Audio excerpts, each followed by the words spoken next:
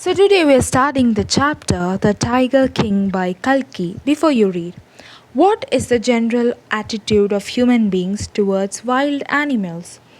The Maharaja of Pradibandhapuram is the hero of the story.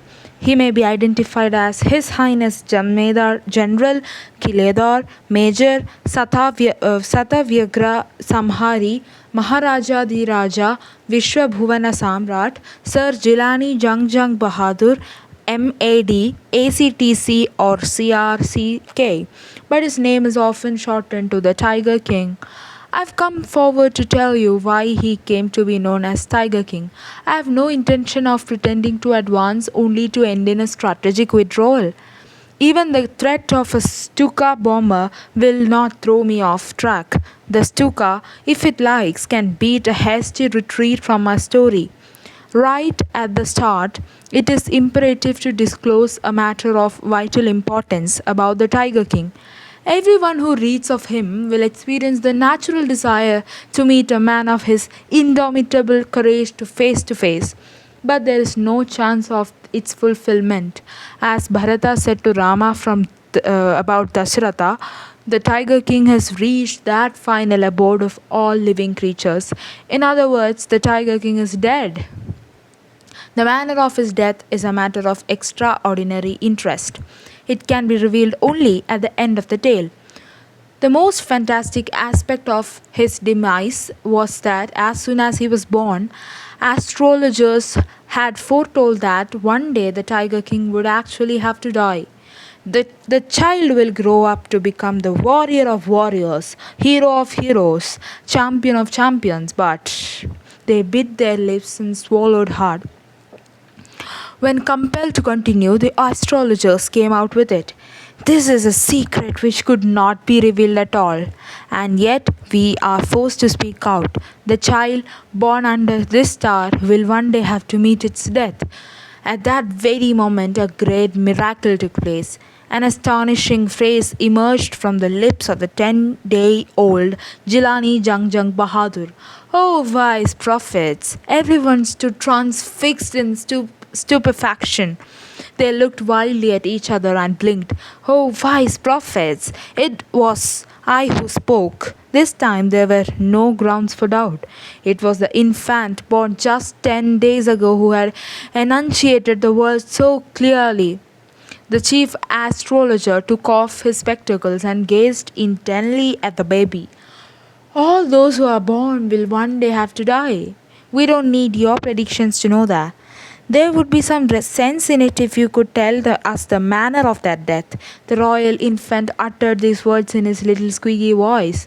The chief astrologer placed his finger on his nose in wonder. A baby, like barely 10 days old, opened his lips in speech. Not only that, it also raises intelligent questions, incredible, rather like the bulletins issued by the War Office than facts. The chief astrologist took his fingers off his nose and fixed his eyes upon the little prince. The prince was born in the hour of bull. The bull and the tiger are enemies. Therefore, death comes from the tiger. He explained. You may think that Crown Prince Jangjang Bahadur was thrown into a quake when he heard the word tiger. That was exactly what did not happen. As soon as he heard it pronounced, the Crown Prince gave a deep growl. Terrifying words emerged from his lips. Let tigers beware. This account is only a rumor rife in Pratibandhapuram, but with hindsight, we may conclude it was based on some truth. Part 2. Crown Prince Jangjang Bahadur grew taller and stronger day by day. No other miracle marked his childhood days apart from event already described. The boy drank the milk of an English cow, was brought up by an English nanny, tutored in English by an Englishman, saw nothing but English films, exactly as Crown Prince of all other Indian states did. When he came of age at 20, at the state which had been with court of wards until then came into his hands. But everyone in the kingdom remembered the astrologer's prediction. Many continued to discuss the matter. Slowly it came to the Maharaja's ears. There were innumerable forests in the Pratibandhapuram state. They had tigers in them. The Maharaja knew the old saying, You may kill even a cow in self defense. There could certainly be no objection to killing tigers in self defense. The Maharaja started out on a tiger hunt. The Maharaja was thrilled beyond measure when he killed his first tiger. He sent for the state astrologer and showed him the dead beast. What do you say now? He demanded. Your Majesty may kill 99 tigers in exactly the same manner, but shh, the astrologer drawled. But what? Speak without fear. But you must be very careful with the 100th tiger. What if the 100th tiger were also killed? Then I'll tear up all my books on astrology, set fire to them, and I shall cut off my tuft, crop my hair short, and become an insurance agent. The astrologer finished on an incoherent note. Part 3. From that day onwards, it was celebration time for all the tigers inhabiting Pratipantapuram. The state banned tiger hunting by anyone except the Maharaja. A proclamation was issued to the effect that if anyone dared to fling so much as a stone at the tiger, all his wealth and property would be confiscated. The Maharaja vowed he would attend to all other matters only after killing the 100 tigers. Initially, the tiger seemed well set to realize his ambition. Now that he faced no dangers, there were times when the bullet missed its mark. The tiger leapt upon him and fought the beast with his bare hands. Each time it was the Maharaja who won. At another time, he was in danger of losing his throne.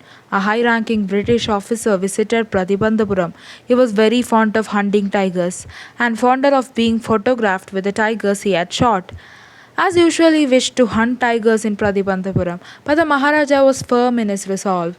He refused permission. I can organize any other hunt. You may go on a boar hunt. You may conduct a mouse hunt. We are ready for a mosquito hunt. But tiger hunt, that's impossible. The British officer's secretary sent word to Maharaja through the Diwan that the Durai himself did not have to kill the tiger. The Maharaja could do the actual killing. What was important to the Durai was the photograph of him holding the gun and standing over the tiger's carcass. But the Maharaja would not agree even to this proposal. If he relented now, what would he do if other British officers turned up for the tiger hunts? Because he prevented a British officer from fulfilling his desire, the Maharaja stood in danger of losing his kingdom itself. The Maharaja and the Diwan held deliberations over this issue. As a result, a telegram was dispatched forthwith to a famous British company of jewelers in Calcutta. Send me samples of expensive diamond rings of different designs. Some 50 rings arrived. The Maharaja sent the whole lot to British officer's good lady. The king and the minister expected the Durai Sani to choose 1 or 2 rings and send the rest back. Within no time at all, the Durai Sani sent her reply. Thank you very much for your gifts. In 2 days, a bill of 3 lakh rupees came from the British dwellers. The Maharaja was happy that though he had lost 3 lakh of rupees, he had managed to retain his kingdom. Part 4. The Maharaja's tiger hunt continued to be highly successful. Within 10 years, he was able to kill 70 tigers. And then, an unforeseen hurdle brought his mission to a standstill. The tiger population became extinct in the forests of Pratipantapuram. Who knows whether the tiger practiced birth control or committed harakiri, or simply ran away from the state because they decided to be shot by British hands alone.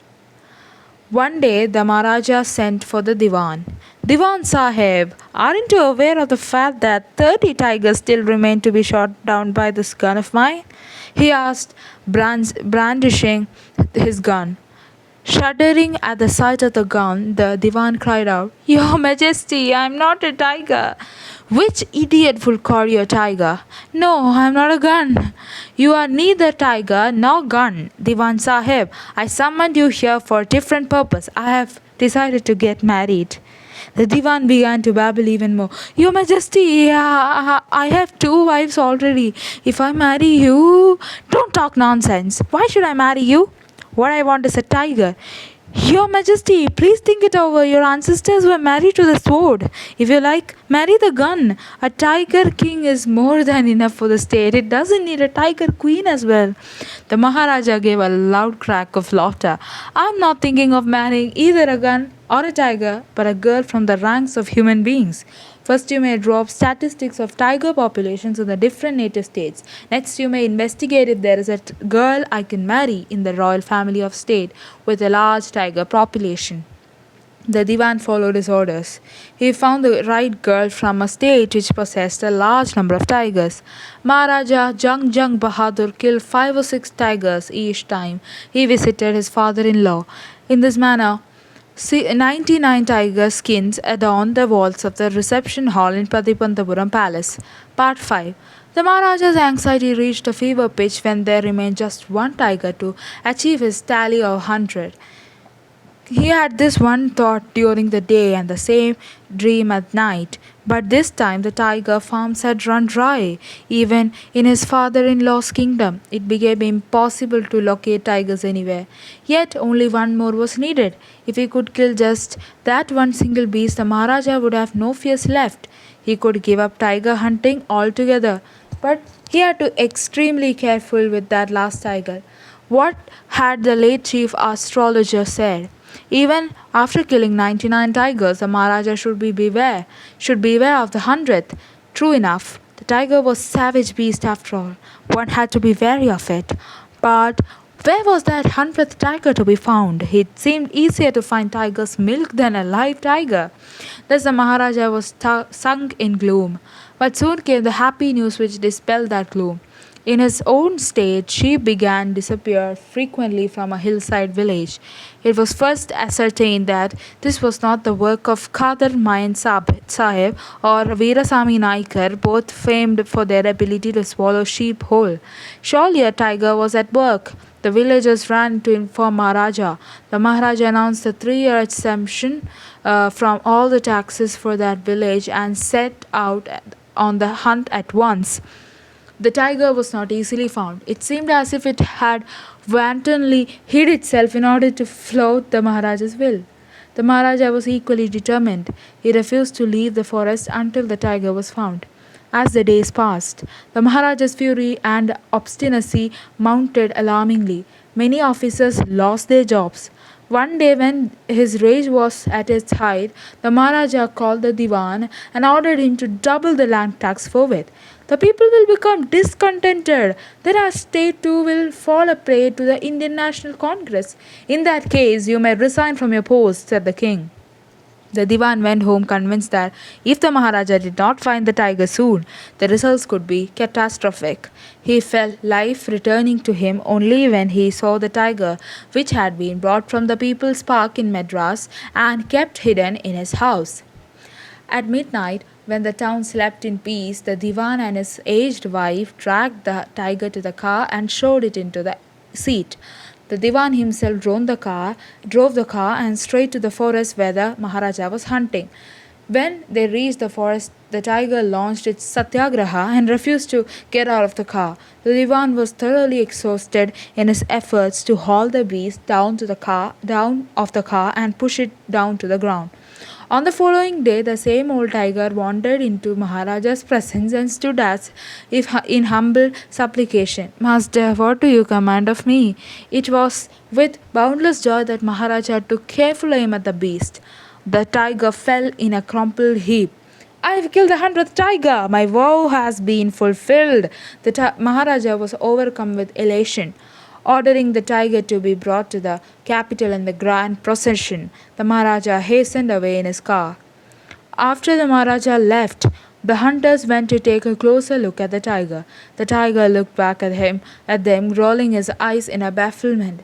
The men realized that the tiger was not dead. The bullet had missed it.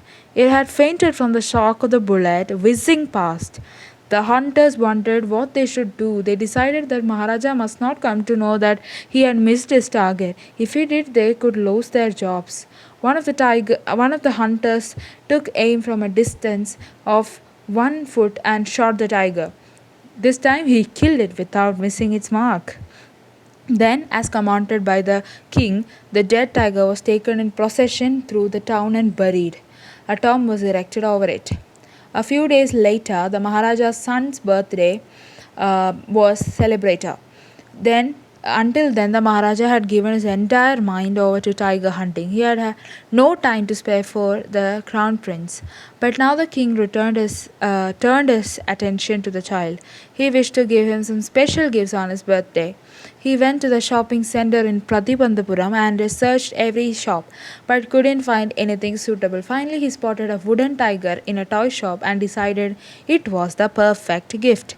The wooden tiger cost only 2 annas and quarter, but the shopkeeper knew that if he quoted such a low price to Maharaja, he would be punished under the rule of emergency. So he said, "Your Majesty, this is an extremely rare example of craftsmanship, a bargain at 300 rupees.